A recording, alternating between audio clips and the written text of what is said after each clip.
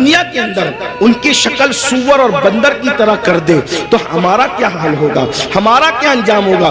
آپ سوچتے ہیں لیکن اس دنیا میں تو کسی کی شکل سور اور بندر کی طرح نہیں ہوتی۔ میں نے کہا الحمدللہ بالکل نہیں ہوتی۔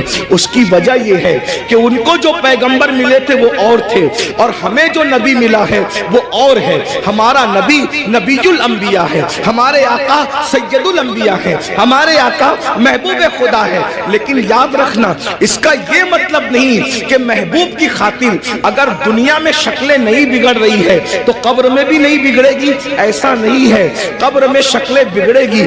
اللہ کے رسول علیہ السلام نے فرمایا ہم نے شب معراج، آقا فرماتے ہم نے شب معراج جب جہنم کا مشاہدہ کیا تو ہم نے دیکھا کہ کچھ لوگوں کی شکل کتے کی طرح ہے، کچھ لوگوں کی شکل خنزیر کی طرح ہے، کچھ لوگوں کی شکل بندر کی طرح ہے۔ حضور فرماتے ہم نے شب معراج دیکھا، اللہ اکبر، اللہ سے ڈرتے کیوں نہیں، اللہ سے خوف کرتے کیوں نہیں؟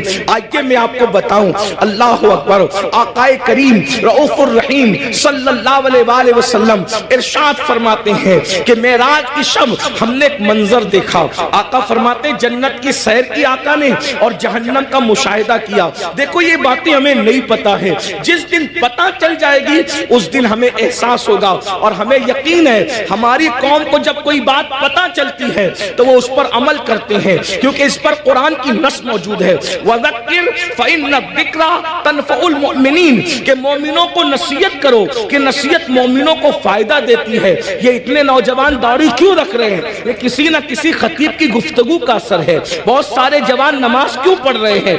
اللہ اکبر، بہت سارے علاقوں میں ہم لوگ گئے نہیں، بہت سارے دوسرے خطبہ نہیں گئے، لیکن کسی نے کہا ہمارے امام صاحب نے نماز پہ تقریر کی ہم نمازی بن گئے، داڑھی پہ تقریر کی ہم داڑھی رکھیں، تو پتہ چلا یہ جلسے بالکل بھی لایانی نہیں ہے، غیر ضروری نہیں ہے۔ مومنین کو نصیحت فائدہ دیتی ہے، بس ناصح کی نیت صحیح ہونی چاہیے، اور سننے والوں کو بھی صحیح طور پر سننے کا شوق ہونا چاہیے۔